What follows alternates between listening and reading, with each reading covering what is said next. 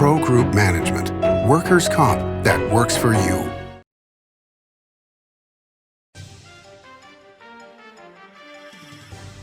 Welcome to Nevada Newsmakers. On the broadcast today, Steve Yeager joins us. He's the chairman of Assembly Judiciary. He's here for the whole show on an all-new Nevada Newsmakers.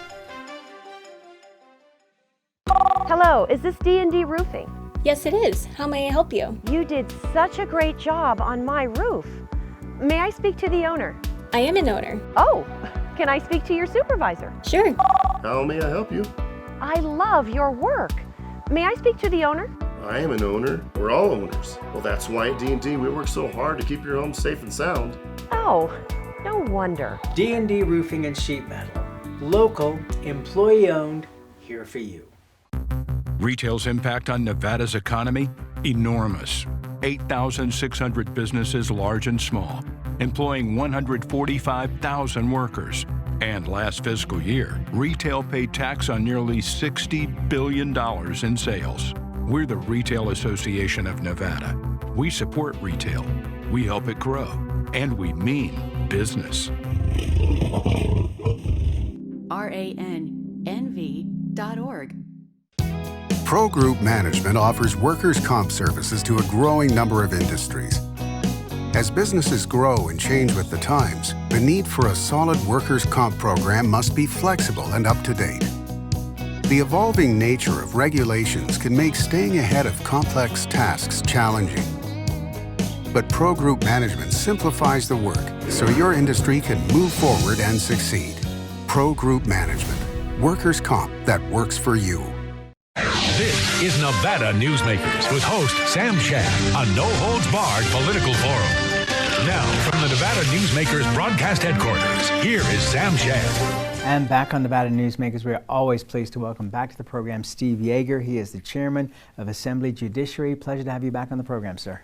Yeah, thanks for having me, Sam. It's good to see you. My only regret is I wish I was in studio with you, but here we are on Zoom nonetheless. Better than not being able to talk, but I couldn't agree with you more. What do you think the situation is going to be? What are you hearing in Carson City? Some people are saying that the building may be open, but with limited amounts of people coming in.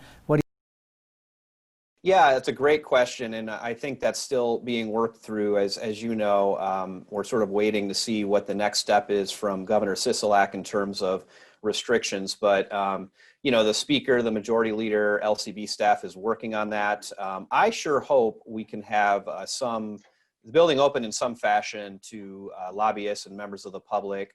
That being said, the safety of the folks in the building, and you have to remember there are a lot of staff who work there as well. So that has to be the number one priority. But I sure hope by the time we get to early February that we're in a better position as a state, because I think that really is the goal, is to have the building open in some fashion. I just think we don't know yet, given how things look in the state recently. But I'll cross my fingers that we'll have some kind of in-person participation, because I think it really does add to the process, particularly when you're vetting bills in committee. It really helps to have in-person testimony where you can look at people, you can ask questions, you can talk in the hallway, have meetings. So I'm crossing my fingers that happens, but to be determined is the only answer I can give you right now.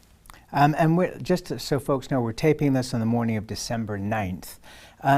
Let me ask you this. Is there a law that says that legislators have to be in Carson City during session?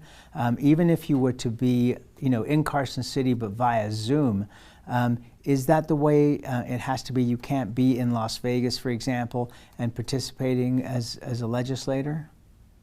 Well, it's a little bit of a complicated question, but I think the Constitution requires that the legislature, I don't know if it says meet or vote, but it has to be where the seat of government is. So I think the legislative lawyers have, I believe, concluded that if we're going to vote on anything, that we have to physically be in Carson City. Now, I think they've interpreted that not to mean we have to actually be in the building itself or on the assembly floor, but as long as we are in the county. So I think, at least in the interpretation that I've seen, would indicate that members, as long as they're in Carson City, they could participate remotely from their offices, from their hotel rooms.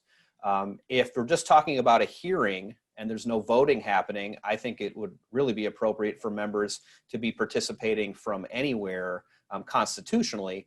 The other thing to take into consideration is each house, the Assembly and the Senate, has their own rules. So if you remember during the special session, each chamber sort of had to show up the first day and pass their rules, which allowed for remote participation, meaning from your office or from your hotel, which is what we saw during the special session. But, I don't know, there might be additional legal challenges to that, but that's sort of my understanding, is that we would have to physically be in Carson City to vote, but perhaps not to participate if no voting is happening.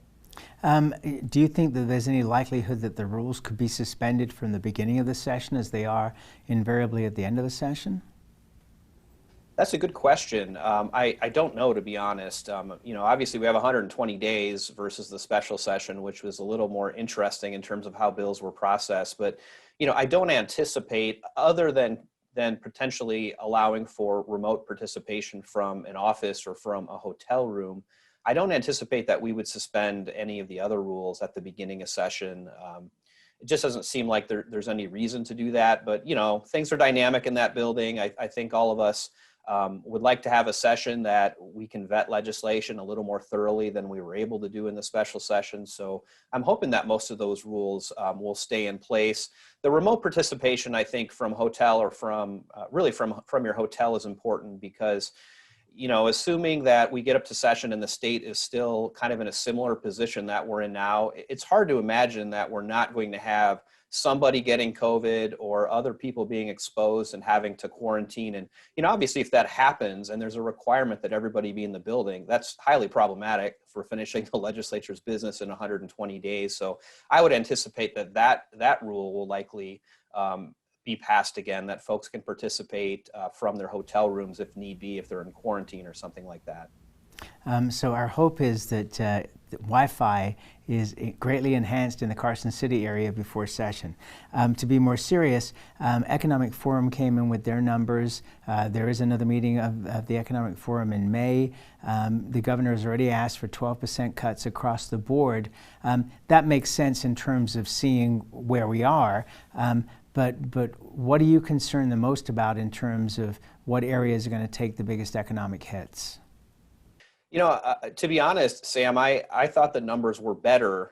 The projections were better than I thought they were going to be out of the Economic Forum. So there is a silver lining there. Obviously, before the pandemic, the economic trajectory of the state was very promising. We were collecting more revenue than we'd anticipated, and I think all of us would have liked to have seen that continue. But all that being said, I think the numbers are more encouraging. We're going to have some hard decisions to make. As you know, in the budgeting process, the ball is sort of in the governor's court right now. He has the initial burden of coming up with a budget and presenting it to us. So, we'll sort of see what he comes up with. And obviously then the legislature has a say in moving money around and approving the budget. But, I remain concerned about the same things I was concerned about during the special session, and that would be education funding, and then health and human services, and the way that we can provide medical care to our residents, particularly those on Medicaid. Those are the two biggest pieces of the pie in terms of budget. So, if agencies are asked to cut, that's sort of the likely place where they would cut, because it's just volume-wise, it makes sense. But, I think we'll be looking very carefully at that to try to make sure we do the least amount of damage as possible. And as you know, the Economic Forum meets again towards the end of session. So, with a vaccine on the horizon and potentially arriving here very shortly, there's a chance that those numbers will improve even more, and maybe we'll be able to restore some of the cuts. So everything's kind of up in the air and unknown, but I remain concerned primarily about those two areas, education and our healthcare system in Nevada. Okay, just to repeat that we're taping this on the morning of December 9th, so if something changes by the time somebody is watching this program, they'll understand at this point in the discussion. Are you optimistic that in the last couple of days it seems like Congress is getting closer and the President are getting closer to actually passing some more relief packages? Yeah, I'm very encouraged by that. I mean, I think probably most of the people watching the show understand that states cannot deficit spend. Constitutionally, we can only spend whatever money we have coming in. Essentially, we're not allowed to print money in the basement and just spend it. And so, Nevada's not unique. Every state's in this position where our economy has just been decimated by the pandemic. So without the federal government stepping in and helping us out, I mean, we're going to just have a really difficult time, and not just in our state budget, but in things like unemployment, folks being able to stay in their houses. Very, very important. So I'm encouraged that Congress has finally looked like they've gotten together to come up with something, because we are in desperate need here in the state. We just don't have the money to continue some of these programs without federal intervention. And, you know, thankfully, this really isn't, in my mind, a partisan issue. I mean, every state is hurting, and it doesn't matter whether you're a Republican or a Democrat or an independent. If you get coronavirus, you know, you're going to suffer the consequences. And of course, states have tried to be responsible in limiting it, so the economies have been hurt. So, you know, it's nice to see that Congress finally got together and said, look, we can't just leave the states high and dry. I mean, that's an impossible position for all of us to be in. So I remain hopeful. I keep my fingers crossed that this actually crosses the finish line and we can get folks here in Nevada some relief.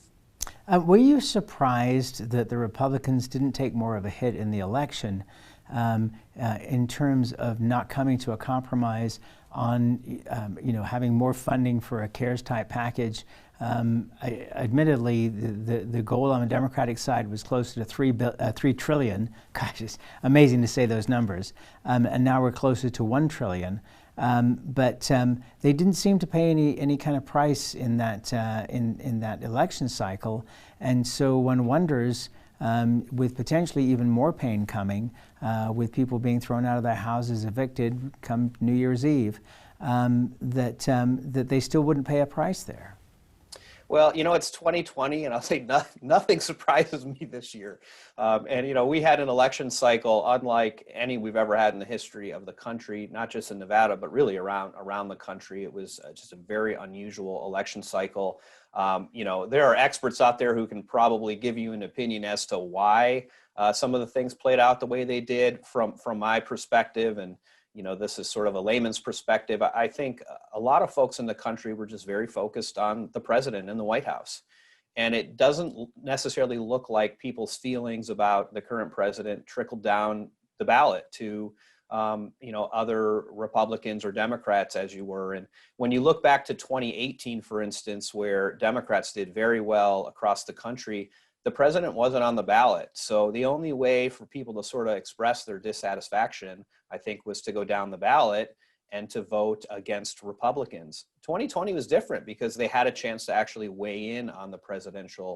And it looks to me, at least, you know, from my vantage point, that a lot of folks got out and expressed their displeasure with the current White House occupant, but didn't necessarily punish people down ticket. And what they were thinking and why they were thinking that, I don't know. But, you know, President Trump is just such a polarizing figure and just consumes all the oxygen in the room in the news cycle that it just seemed to be that was the focus of a lot of folks who were voting. But I hope we get some better information and some analysis on exactly what happened, because it was pretty interesting, not just here in Nevada, but across the country. Were you surprised at the strength of voting for President Trump? Because even though he lost the election, or potentially, you know, because we still have legal challenges, the electors meet next week, but the numbers were really remarkably close. It was almost a coin toss when you look at, you know, how many, you know, millions of people vote in this country, to see that it wasn't a slam dunk for the Democrats. It was actually a relatively close race. Yeah, it was, and you know, obviously our focus was here in Nevada, and I'm obviously thrilled that Nevada went for Joe Biden for president. But yeah, I was a little surprised across the country. But you know, I say after the 2016 election cycle, I mean, I don't know that any of us were shocked by it, but it was closer, certainly closer than I thought it would be. But you know, I think the country is pretty divided on some of these issues in terms of where we're going as a country. And so it was a little closer than I would have liked, but you know, in the end, I'm obviously thrilled that Joe Biden is going to be our next president. But I think, you know, he's got a monumental task ahead of him, which is to try to unite the American people. And, you know, I do think that a lot of Americans want government to work together. They want Democrats and Republicans to work together, but there are certainly those at the margins who don't. They don't want that.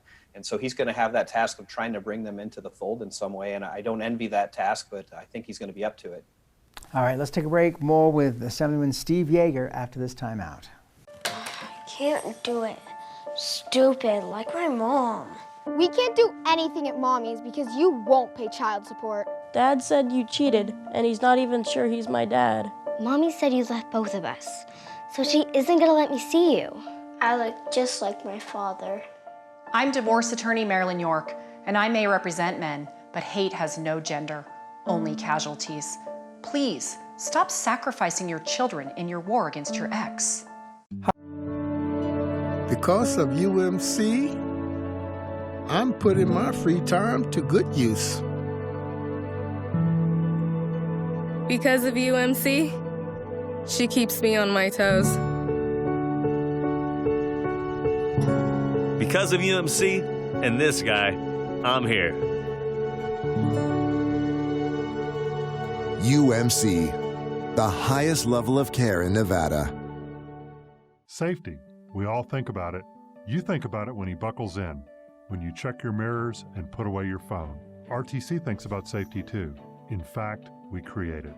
Center turn lanes mean fewer blind spots. Bike lanes keep cyclists and you safe. Roundabouts reduce injury collisions, and all these crosswalks are designed to keep families like yours safe. Safety is your priority, and it's ours too. Every day, in everything we do. The signs and symptoms of cataracts can start out small with subtle changes in your vision. So don't wait. Be proactive and take your vision into your own hands. If you're experiencing the onset of cataracts or just have questions, contact your eye care professional or call Eye Care Associates of Nevada today. Dr. Hiss has years of experience specializing in the surgical correction of eye disorders and has completed over 84,000 vision correcting procedures. At Eye Care Associates of Nevada, we'll change the way you look at the world. This is Nevada Newsmakers. And back on Nevada Newsmakers, we continue our conversation with Steve Yeager. He is the chairman of the Assembly Judiciary Committee. The Carson City Education Association, as you know, wants to pass higher taxes for education. Is that almost a non-starter in this legislative session? It's hard for me to see how we would really pass any tax increase during the session. Number one, the constitutional requirement of a 2/3 vote is there, so it would require some of my Republican colleagues to agree to vote on that. It seems unlikely, but more than that, I think as legislators, we have to ask ourselves whether right now is the time to be increasing taxes or putting additional burdens on Nevada citizens. And given where we are here in early December, I think it's really hard to justify that.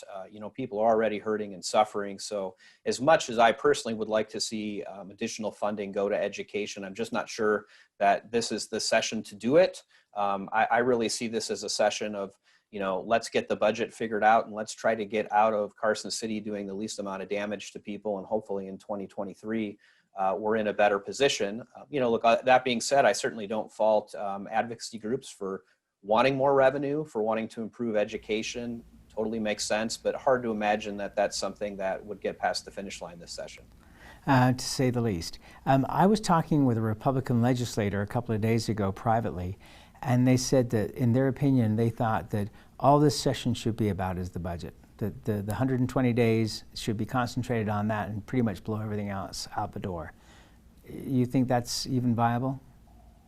Well, I mean, the budget's always the number one thing we work on, right? That constitutionally we have to pass a balanced budget. So, even though I've never been on the committees that deal with the budget, obviously there's a lot of work that happens, and that's always the principal focus of the session.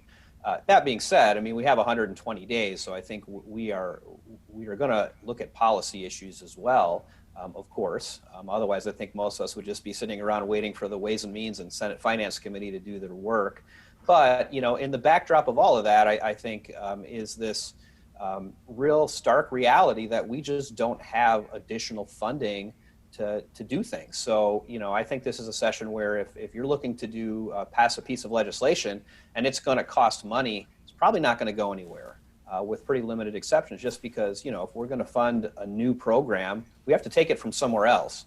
And there's just nowhere else to take it from at the moment. So, I think what you'll see in this session is probably fewer bills being heard, fewer big policy issues that would cost money. But we're certainly going to consider policy in our committees and do that work like we've always done. But it might not be at the volume that folks expect from the legislature.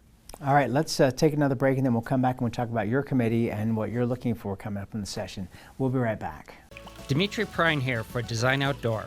Come visit Design Outdoor's store and backyard to see our wide selection of fire pits, barbecues, and pizza ovens, natural stone water features and fountains, and frost-proof pottery. Our store and backyard are located at 11600 South Virginia, just north of DeMonte Ranch Parkway. Visit designoutdoor.com or call us at 851-9499. Can't do it. Stupid, like my mom.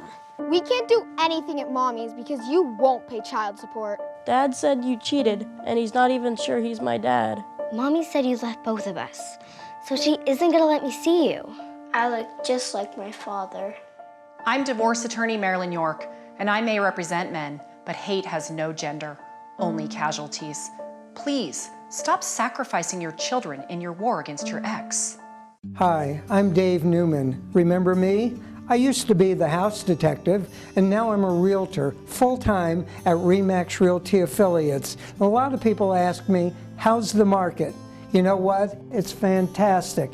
If you're even kicking around the idea of buying or selling, give me a call. Let's talk about it. Call me at RE/MAX Realty Affiliates and just ask for the guy who used to be the house detective, Dave Newman. Everyone is talking about opioids, but they're not the only drugs that can be harmful if taken in large quantities or not as prescribed. You also need to be aware of side effects from anxiety drugs, muscle relaxants, sleep aids, and stimulants. Mixing prescription drugs with other drugs or alcohol can be dangerous. If you take Ambien with a glass of wine, it may be enough to stop you from breathing. Prescribed drugs can be just as dangerous as illegal drugs. Take medications only as directed. This is Nevada Newsmakers. And back on Nevada Newsmakers, we continue our conversation with Steve Yeager. He's the chairman of the Assembly Judiciary Committee. So what's on your list of priorities for the session from Assembly Judiciary? So that's a great question. You know, I'm thrilled to be able to chair Assembly Judiciary. Again, this is my third session doing it, which I think you have to go all the way back to late, great Assemblyman Bernie Anderson to find someone who had the pleasure to chair that many times in a row. I say this every session, and I say it this session, my number one priority is making sure that we process all of our bills and get through all of our work in a timely fashion. As you know, Sam, we get a lot of bills in Assembly Judiciary, so you know, that remains my number one priority. I think another wrinkle this session, if you look at the composition of the Assembly Judiciary Committee, out of the 15 members, we only have 5 who were on the committee last session. So, you know, there's going to be some education there, getting folks up to speed. But in terms of what you might see through the committee, I think you'll continue to see a focus on meaningful, smart criminal justice reform to try to make sure we get it right in the criminal justice system. Okay, so give us a couple of examples in that one. Yeah, so a couple of them. I mean, you probably remember last session we passed some really comprehensive criminal justice reform. AB 236 was the really big bill we did. Not surprisingly, we got some things wrong there, so we have to go in and do some cleanup work in that particular bill. But beyond that, one thing I'm really excited about, we weren't able to get this passed last session. We tried the last couple sessions. We're going to try again, and that is to reform the civil asset forfeiture process. And essentially that's when, you know, you get arrested for a crime and law enforcement takes your property. There's a process that they can go through to keep that property, to prevent you from getting it back. Right now, that process is not real fair to the person whose property was taken. They don't have a meaningful chance to get into court really and contest it. So we're looking to take that process, put it together with the criminal case so the person will have a chance to fight some of that, because there's some really unjust outcomes that happen, not just around the country, but here in Nevada over the years. So, you know, that would be one that I'm really, really excited about. Okay, hang on. So because that's a real important one. Are there any police or sheriff's departments in the state or any police agency that is supportive of your efforts in that area? Because there are certainly some that use that money to fund their operations. Well, you know, last session, law enforcement as a whole was typically not supportive of what we were trying to do. And, you know, I think part of it was they just weren't thrilled by the process we were putting in place. I mean, I think philosophically, people understand. I mean, if you respect the Constitution and property rights, you should want to give people a chance to fight for their property. I don't think philosophically we disagree, but we need to come up with the process that works for everyone. And part of this, frankly, is just, you know, there's a process that's been in place forever in this state. And sometimes folks are just hesitant to change. And so I'm hopeful we can get there this time around. I don't know that they're ever going to come forward and embrace the concept, but you know, we should respect the Constitution and give people a right to be able to defend themselves. Right now, they really can't. If you're sitting in jail, I mean, you can't show up in a civil court and make your claim for your property, and they're not going to transport you from the jail. So you basically don't show up and they just take it, and that's the end of it. Well, not only that, but I mean, even if you're not in jail, you're just traveling through Nevada, you've got a bunch of cash sitting in your car, you get pulled over, that cash gets taken because for whatever reason, the officers think that that's drug deal money or something like that. The onus is on you. It's you know, guilty before you're charged.